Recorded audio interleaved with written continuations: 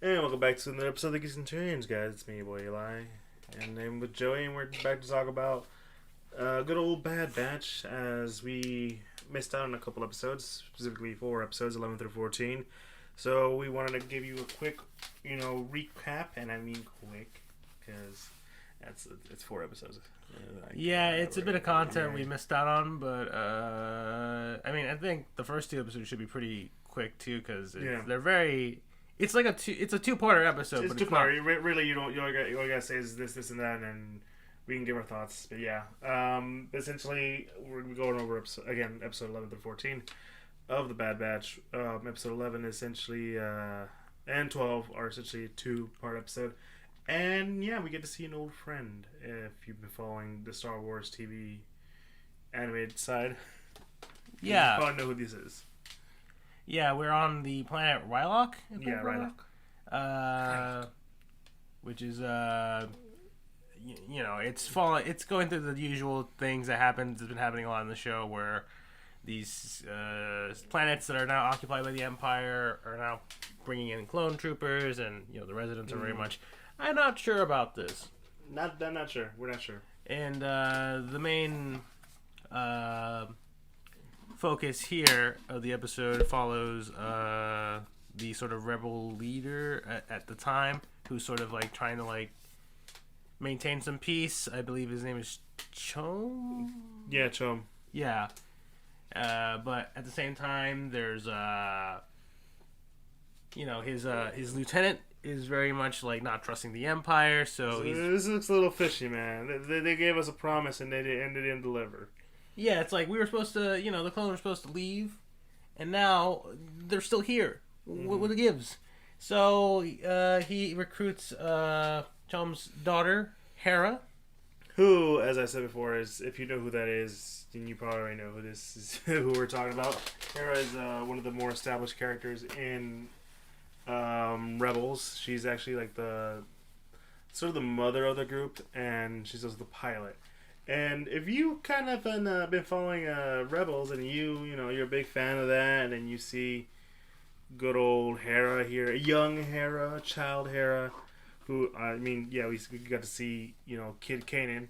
But the funny thing about those two is that, wow, they did not do a good job with the voice work. Yeah, you told me to look up a clip of her from Rebels and compare it to her here, and it's kind of weird how she has an accent. Kind of weird. It's very noticeable if you know the character. Yeah, I mean, granted, I think I may have mentioned this in previous episode discussions where we review the show, where I don't, whenever something comes up from Rebels where I'm like, I've never seen much of Rebels. I've only seen like some bits here and there. So yeah, it is pretty weird. But yeah, this episode 11 is very much like, doesn't focus much on the Bad Batch. It's mainly focusing on the situation on Rylock. Which, can I just say, is a nice change of pace. Yeah, I mean, we do get the Bad Batch showing up because... reasons. Reasons, obviously. Very good reasons. Yeah. However, the Imperials, along with the Senator, I believe... Isn't he, like, one of, like, Palpatine's big guys? No, right? He looks like it, but I don't think he is. Yeah, that's what I thought. But basically, the Imperials, and by the way, Crosshairs is here as well. Because, of course, he wouldn't be too far. Yeah, they essentially find out what they've been doing, that they've been smuggling weapons and all this stuff, and they're about to essentially try everyone, including Hera, for treason, and her dad and mom get word of this is going down, and decides to jump the convoy and free Hera. However, some plans do not go well. They didn't go well. Yeah, because... Which I feel like, one thing important to note is that Chom is trying to keep the peace. Yeah, he's trying really hard, but at the same time, he's like, "You're messing with my daughter? All right." Yeah, because like, I mean, it's one of those things like you have to commend him. Like, you can kind of say he's an idiot because like we know what the Empire is capable of. Because we as a third party, as the audience, know. They don't know because we can see Yeah. It's just how writing and television and all that stuff works. Like, we know the Empire is bad. We know what they're capable of. We've seen the atrocities they're capable of doing. Here, though, it's like you kind of get what Chom is doing. He's like, okay, come on, guys. It's just the clones are cool, man. They're cool. They're cool. I mean, I'm buddy with one of these guys whose name I can't remember off the top of my head. Yeah, goddamn it, I can't remember it either. Yeah, I mean, I'll do a quick search just in case, but like you know that he's trying to really, you know, keep the peace because like he's definitely for, you know, helping these guys out. Well, not helping these guys out, but more like, you know, hey, this is just a transition to peace. You know, it's gonna take us a while, but we have to be, you know, we have to be patient and all that stuff. But obviously, knowing the Empire, that doesn't go well. Yeah, and basically the Imperials actually sets up a plan to have the senator get shot by crosshairs and then put the blame on Chom as a way to essentially take care of the situation. Yeah. And Hera essentially is shuttled out and is basically on the run, which leads into the next episode, episode 12, where she contacts the Bad Batch to be like, hey, listen, I need help. I need you guys to free my parents. You guys were cool when we met and halfway there. Yeah, and, you know, I just need help. We'll pay whatever. And Hunter is very much, yeah, I'm not sure about this. Let's check this out. His name was Hauser. Hauser, yeah. I knew it was like an H word. Yeah. But essentially, you know, there's clear, you know, arguments about whether or not they should be able to help him out. They should be, you know, really be risking their lives for these people. You know, they were just here for a job. But, you know, Omega being the sort of the heart and soul of the Bad Batch is like, no, guys, come on. We gotta help them. That's what we do. What's what we do? You know, we're soldiers and all that stuff. And, you know, you can commend them for that. And essentially they try to find a way to help out Hera and her family. Which, if you know where this is going to go, it's going to go. But I think probably the most important thing is that, I think from this episode is, one, we get to see... I'm sorry, not this just one episode. Both episodes is just how the Empire has started to gain influence with all these, you know, people and all these cities and, you know, ports. And...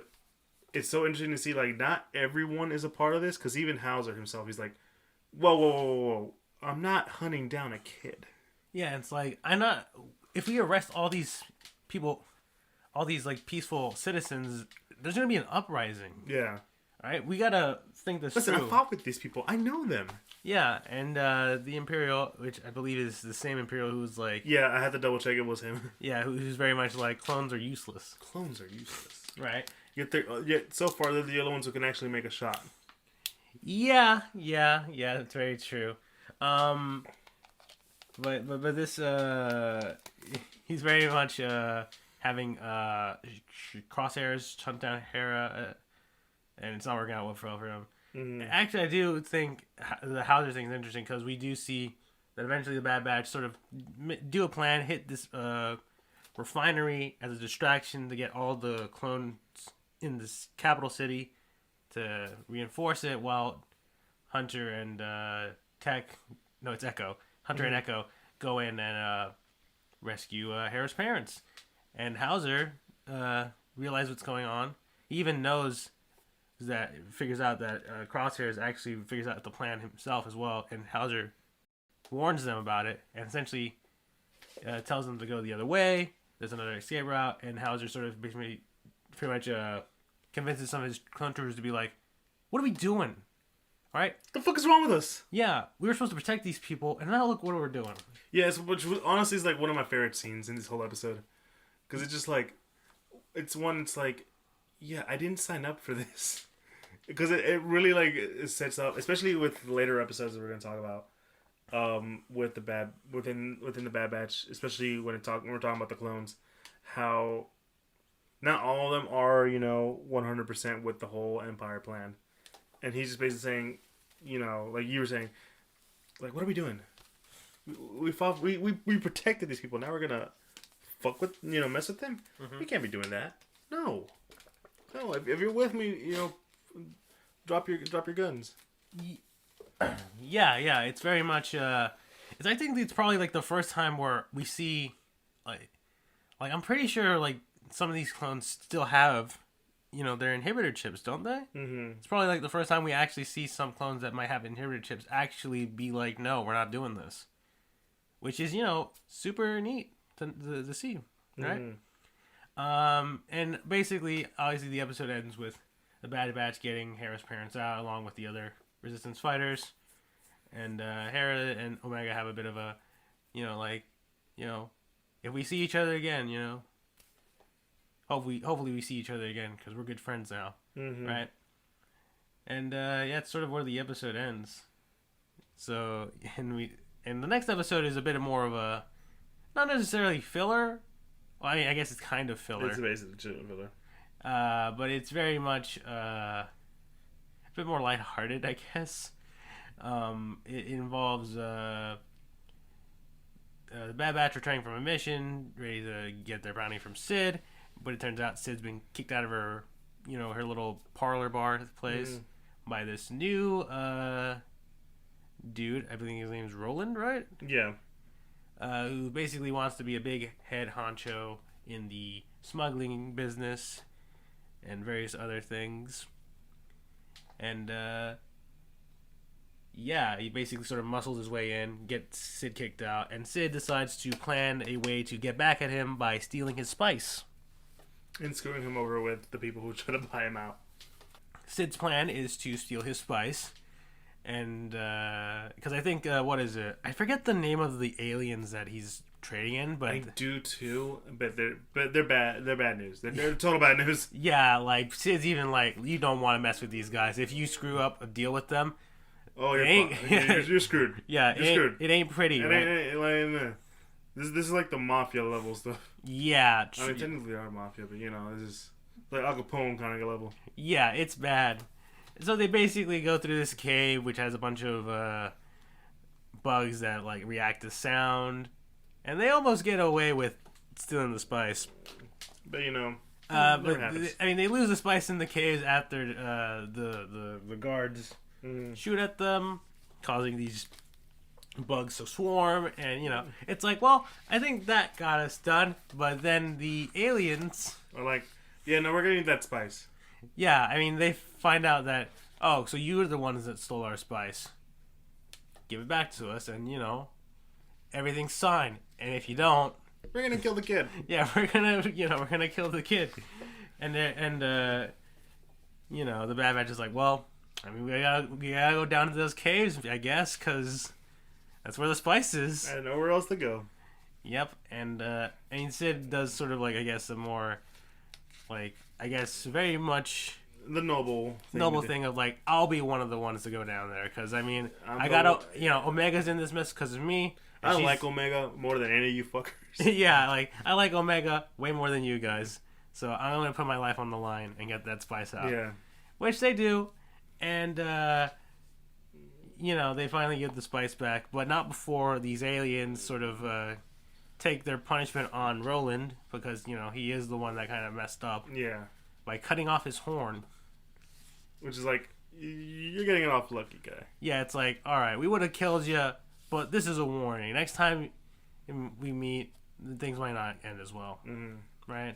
And that's sort of the end of that episode, which leads into. But yeah, it's just, like I said, it was kind of like very. I feel like it was very bloated. Yeah, it does sort of like, it feels like that last bit was added on because they're like, oh shit, we have like 10 minutes left of the show. We gotta add some more things here. Yeah. I do agree with you on that. But the next episode is definitely super interesting. Oh, that's the best one. Yeah, it's the best. I think it's probably is the best out of the four that we've had to catch up on. Yeah. And yeah. Yeah, no, essentially like Rex sends him another distress signal, like, hey, I'm gonna need your help picking up one of my boys. His name is Gregor, and if you guys know from Clone Wars, you know who this is. And also in Rebels, yeah, because they were in Rebels when we meet up with Rex again, he's with Gregor, and his name was Wolf. But, maybe we'll get Wolf later on, and maybe this season, next season. But essentially, they track him down to like a facility, and this is where really things get interesting. Especially when you consider the B plot of the story. Yeah. Being the Kaminoans are like Yeah, they're gonna take us out. We need to get we need to get out of here. They're gonna try to. The Kaminoan Prime Minister's like. I feel like every day we're getting closer and closer to them just closing our clone facility. So we better do something about this. Yeah, we better skedaddle. Which I mean, this is where the B plot hits the climax because the Imperial. I keep forgetting his name. Doesn't really matter. I mean, yeah, they're all basically the same white British dude or whatever. Yeah. He's very, he really didn't like clones, and he's like, I have no longer any use for you, but the scientist, I'm keeping her. Because she can make more of those Clone 99 guys. Yeah, because that's what I really want. Those are the only clones that work out well for me. Yeah. And meanwhile, of course, the Bad Batch are trying to break out Gregor.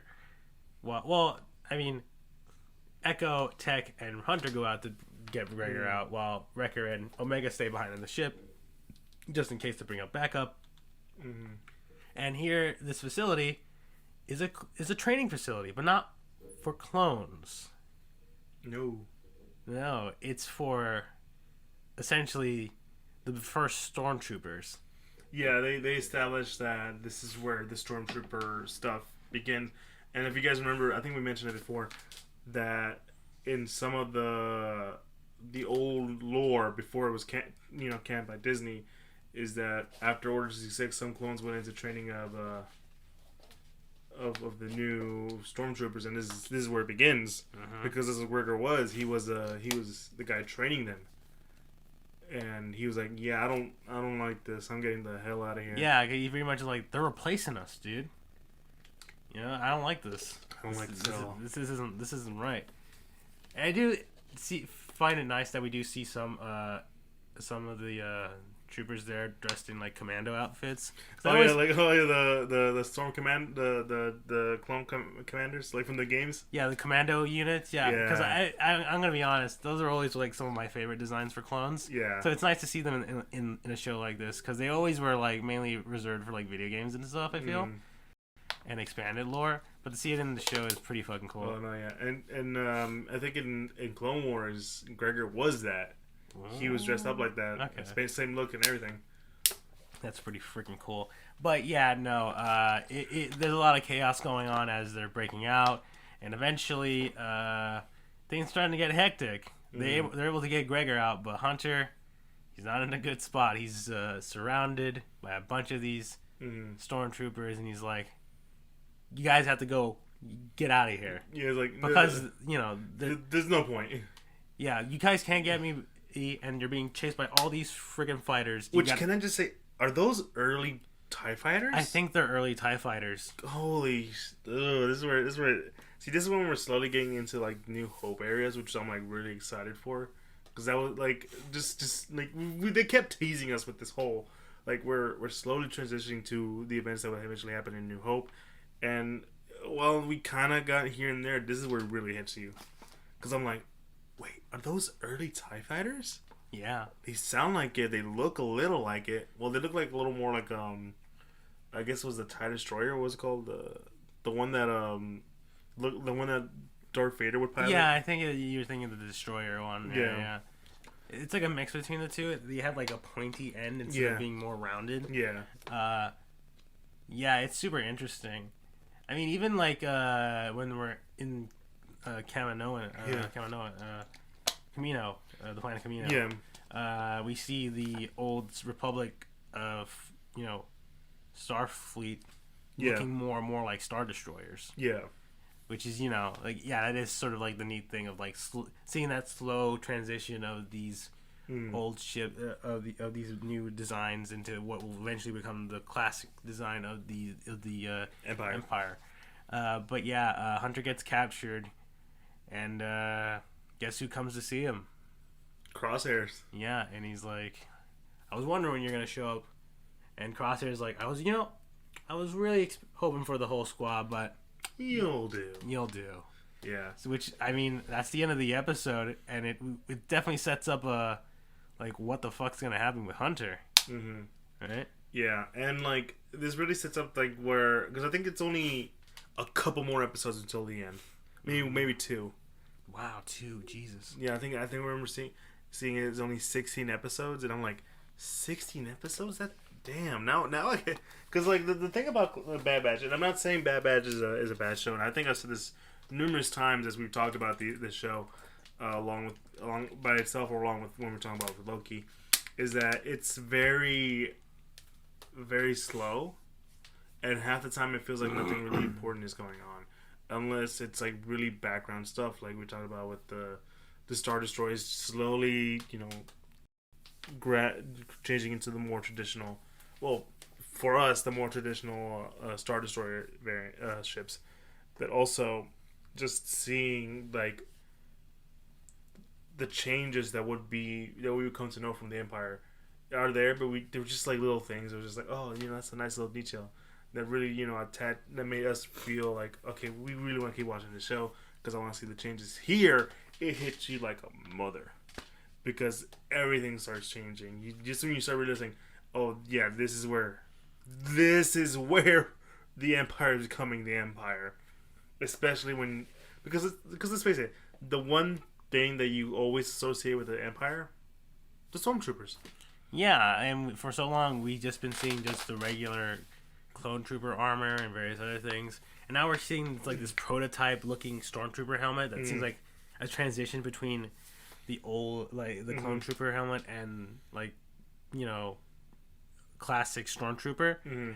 So it looks obviously weird, but at the same time it's super neat that we're slowly turning into that. Yeah, because now it's part of the plot.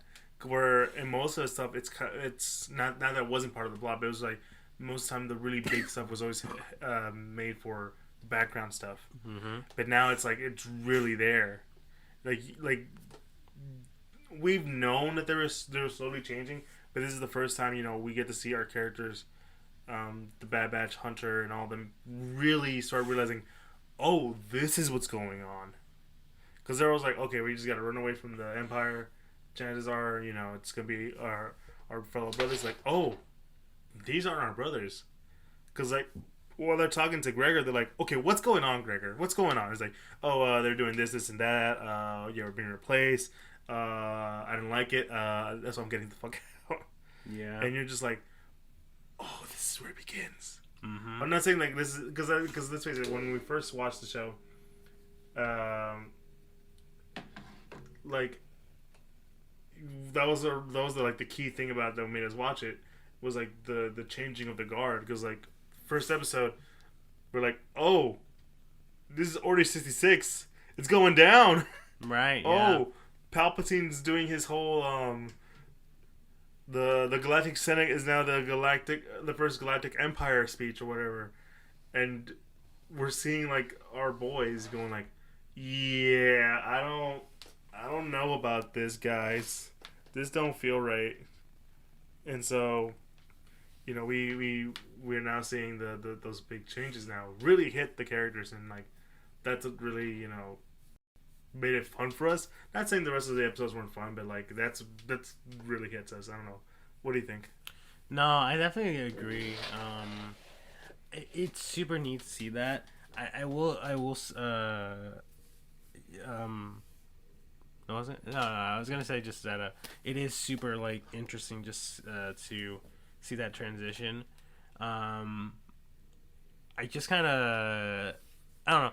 I think personally I thought it was gonna be more towards. I guess we are, if it is 16 episodes, we are seeing this transition towards the end. But I still think it probably would be kind of like way neater if we saw like maybe our first like classic Stormtrooper outfit at the end, of just someone just in that outfit.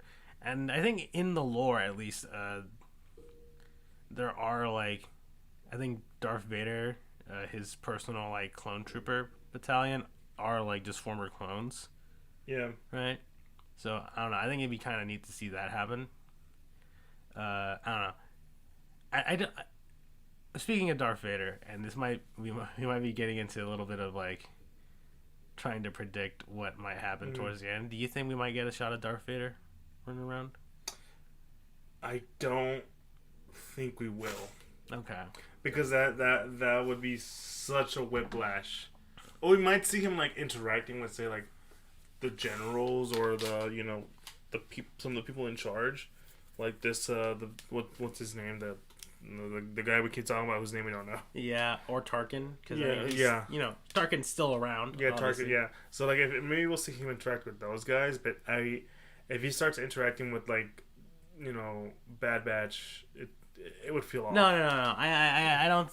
When I say like will we see Darth Vader? I mean in like sort of a more like background or like just sort of like talking role, not like he fights the Bad Batch. Yeah, he doesn't have a prevalent role in the story. No, like he probably doesn't even care about like a rogue group of clone troopers just running around. No, it would be beneath him. Yeah.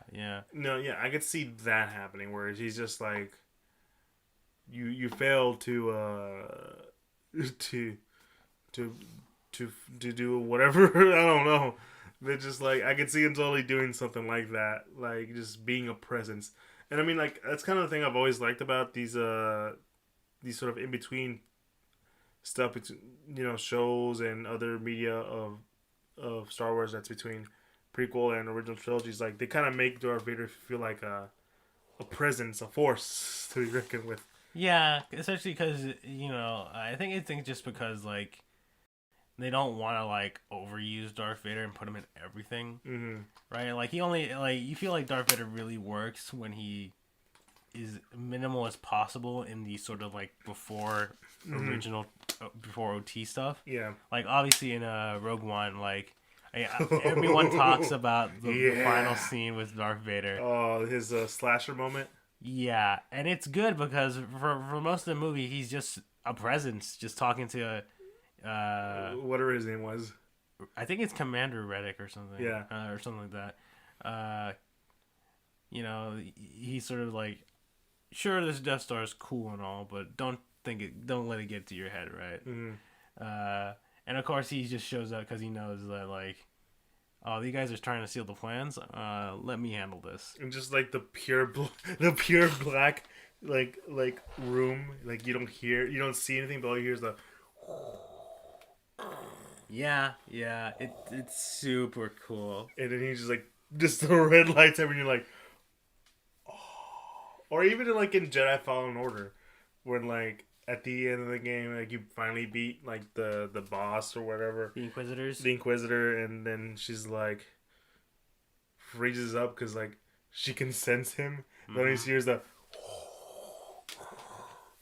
and he just walks down, and she's like, and he's like, "You have failed me, Inquisitor." And he's like, "I'm in." Oh man, those scenes, just you running from Vader was like, oh fuck. I mean, if we could get something like that, where like the Bad Batch is like, oh shit. Oh, this is that they know they can't win this. No, they're like, and it's just we run. Yeah, we run. Yeah. I mean, that's probably if they were gonna use Vader in an action sequence in this show, that's probably like the best way to do it. But no, I definitely feel like yeah, no. I just remember like in Rebels, and when you first showed up, like Kanan and Ezra were like, this guy's just like he just demolished everyone.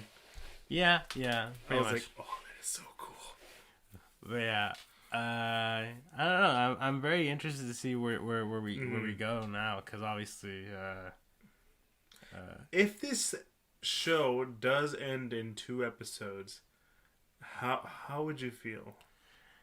I would say if it does end in 2 episodes and that's all we're getting, I think it was gonna. I feel like I would call it a pretty, like,